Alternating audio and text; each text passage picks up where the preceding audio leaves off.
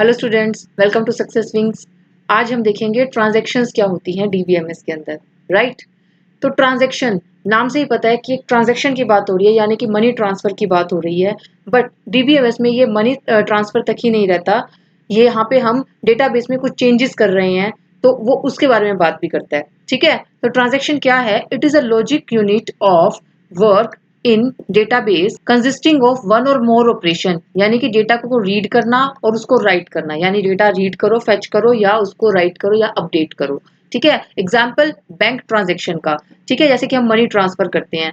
ठीक है, एग्जाम्पल देखते हैं कि पहले जैसे सपोज हमने नेट बैंकिंग में यूजर नेम डाला, उसके बाद पासवर्ड डाला, वहां से हमारी ऑथेंटिसिटी चेक हुई, उसके बाद उसने अपने बैंक डिटेल्स डाली।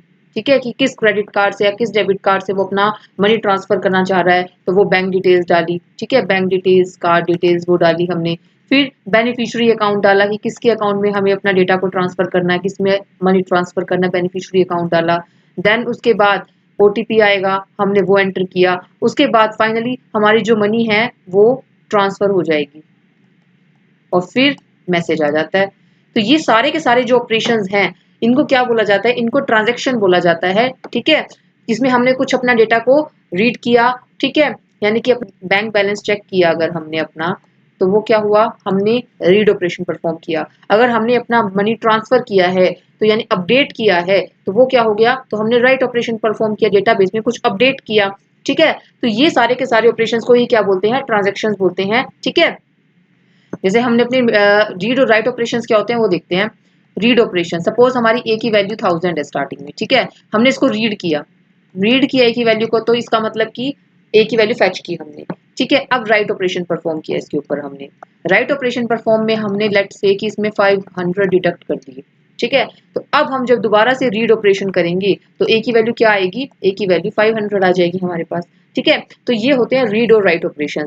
अब इसकी 4 प्रॉपर्टीज होती है जो बहुत इंपॉर्टेंट है, इसके ऊपर बहुत क्वेश्चंस आते हैं। ठीक है, इसकी फुल फॉर्म के ऊपर आ जाते हैं कि A4 क्या है, CID इनसे क्या बनता है और ये सब क्या होते हैं, तो ये आपको अच्छे से आना चाहिए। तो A4 एटॉमिसिटी। एटॉमिसिटी मींस कि either all operations are executed और नन, यानी कि या तो सारे ऑपरेशंस जब भी हमें ट्रांजैक्शन की है, या तो सारे ऑपरेशंस रन हो या कोई भी ऑपरेशन रन ना हो। फॉर एग्जाम्पल सपोज यहाँ पे मैंने कोई रीड ऑपरेशन परफॉर्म किया, देन मैंने राइट ऑपरेशन परफॉर्म किया। ए की वैल्यू सपोज थी 1000। ठीक है, 10,000 ले लेते हैं। ठीक है, राइट ऑपरेशन परफॉर्म किया, यानी कि उसमें हमने ए के अंदर 100,000 वैल्यू डिडक्ट कर दी। ठीक है, उसके बाद दोबारा से मैंने कोई रीड बी किया। ठीक है, उसके अंदर कुछ ऑपरेशन परफॉर्म किया, उसके ऊपर राइट ऑपरेशन परफॉर्म किया, और यहाँ पे सपोज करते हैं कि नेट चला गया। ठीक है, या सर्वर एरर आ गई, कोई भी एरर आ सकती है। तो यहाँ पे फेलियर अगर ओकर हो गया, तो कमिट से पहले अगर कोई भी फेलियर ओकर हो गया, तो वो क्या करेगा? रीस्टार्ट करेगा, यानी कि दोबारा से सारी ट्रांजेक्शन दोबारा से सारी की सारी रन होंगी। फॉर एग्जाम्पल जैसे हम अपना नेट बैंकिंग में ही कोई मनी ट्रांसफर करना हो, सपोज हमने सारे ऑपरेशंस कर दिया, हमने अपना डेटा डाल दिया, यानी कि अपना यूजर नेम पासवर्ड डाल दिया, बैंक डिटेल्स डाल दी है। ठीक है, वो भी ओके हो गया। बेनिफिशियरी अकाउंट डाल दिया, वो भी ओके हो गया। ओटीपी डाल दिया, वो भी ओके हो गया। बस मनी ट्रांसफर ही होना था, उससे पहले नेट चला गया या सर्वर एरर आ गई, तो क्या होगा? हमारी ट्रांजेक्शन दोबारा से सारी की सारी रीस्टार्ट हो जाएंगी। तो वो होता है एटॉमिसिटी, यानी कि ज्यादा सारी ऑपरेशंस परफॉर्म हो, या फिर अगर कमिट से पहले, अगर एक भी ऑपरेशन से पहले, अगर लास्ट ऑपरेशन से पहले भी जस्ट हमारा अगर कोई एरर ओकर हो जाती है, यानी कमिट से पहले अगर हमारी, कमिट मतलब कि सेव, जब हमने सेव किया डेटाबेस में, उससे पहले अगर कोई भी एरर ओकर हो जाती है, तो सारे ऑपरेशंस जो है वो दोबारा से परफॉर्म होंगे। कंसिस्टेंसी, यानी कि database moves from one valid state to another valid state. इसका मतलब कि हमने वेरियस ऑपरेशंस परफॉर्म किए, सपोज यहाँ पे ए की वैल्यू 1000 ले लेते हैं, बी की वैल्यू 2000 ले लेते हैं। ठीक है, और अब हमें सपोज 500 ट्रांसफर करना है ए टू बी। ठीक है, तो यहाँ पे क्या कर कह रहा है ये, कि जो स्टार्टिंग में इनका सम है ना, ए और बी का स्टार्टिंग में टोटल सम क्या है? अमाउंट 3000 है। ठीक है, तो जो हम जब ऑपरेशन परफॉर्म कर लेंगे, ट्रांसफर कर देंगे डेटा को, तो भी टोटल सम 3000 ही होना चाहिए। यानी कि जब हमने ए के अंदर रीड ए किया, ये परफॉर्म किया, यहाँ पे राइट ए किया, राइट ए के अंदर हमने लेट से कि ए के अंदर राइट किया ए माइनस में 500, क्योंकि 500 ट्रांसफर कराने हैं। ठीक है, दोबारा से रीड किया, उसके बाद रीड बी किया। ठीक है, एक और ट्रांजेक्शन आ गई, उसके अंदर हमने क्या किया? रीड बी के अंदर हमने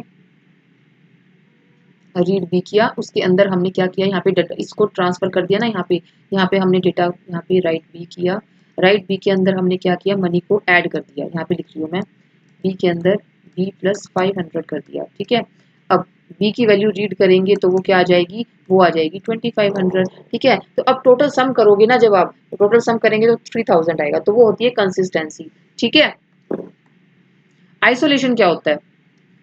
isolation means concurrent execution should not affect the correctness, यानी कि जैसे ट्रांजेक्शन है ना मेरी, इस तरह से पैरेलली रन हो रही है मेरी बहुत सारी ट्रांजेक्शन, यहाँ पर कुछ रीड राइट ऑपरेशंस परफॉर्म हो रहे हैं, ठीक है। यहाँ पर भी साइमल्टेनियसली कुछ रीड राइट ऑपरेशन परफॉर्म हो रहे हैं, इसी तरह से यहाँ पर भी कुछ ऑपरेशन परफॉर्म हो रहे हैं।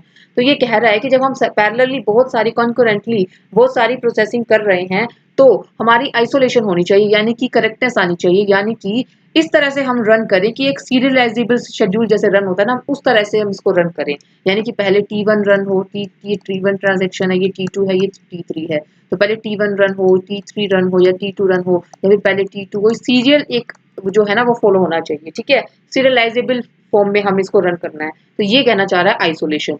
ड्यूरेबिलिटी मीन्स कि once committed changes are permanent even after failure, कि यानी कि ड्यूरेबिलिटी मीन्स कि अगर हमने एक बार कमिट कर दिया तो जो चेंजेस है ना वो फिक्स हो जाना चाहिए, परमानेंट हो जाना चाहिए, चाहे कोई फेलियर होकर हो जाए। सपोज मैंने मनी ट्रांसफर कर दिया A टू B, ठीक है, 500 ट्रांसफर कर दिया, A में 1000 थे, इसमें 2000 थे, मैंने 500 ट्रांसफर A से B में कर दिए, तो चेंजेस क्या हो गए, ये हो गए ना। अब कमिट कर दिया मैंने, कमिट करने के बाद अगर कोई फेलियर होकर होगा तो जो ये चेंजेस मैंने किए हैं ना ये तो रहेंगे ही, ठीक है, इनमें कोई असर नहीं होगा। तो ये कह रहा है ड्यूरेबिलिटी। तो क्या हो गया एटोमिसिटी? एटोमिसिटी मीन्स कि सारी ऑपरेशंस परफॉर्म हो या फिर कोई भी ऑपरेशन परफॉर्म ना हो कमिट से पहले, यानी कि या तो सारे ऑपरेशंस परफॉर्म हो या फिर कोई ऑपरेशन परफॉर्म ना हो, ठीक है, ये है एटोमिसिटी। कंसिस्टेंसी मींस कि database moves from one valid state to another, यानी कि जो सम है मेरा वो स्टार्टिंग में before the transaction and after the transaction same रहना चाहिए। आइसोलेशन का मतलब क्या होता है कि जो कॉन्करेंट एग्जीक्यूशन है वो मेरा कैसे होना चाहिए रन, जैसे एक सीरियलाइजेबल शेड्यूल रन हो रहा है उस तरह से रन होना चाहिए, जिससे जिसकी वजह से क्या होती है, करेक्टनेस आती है, ठीक है।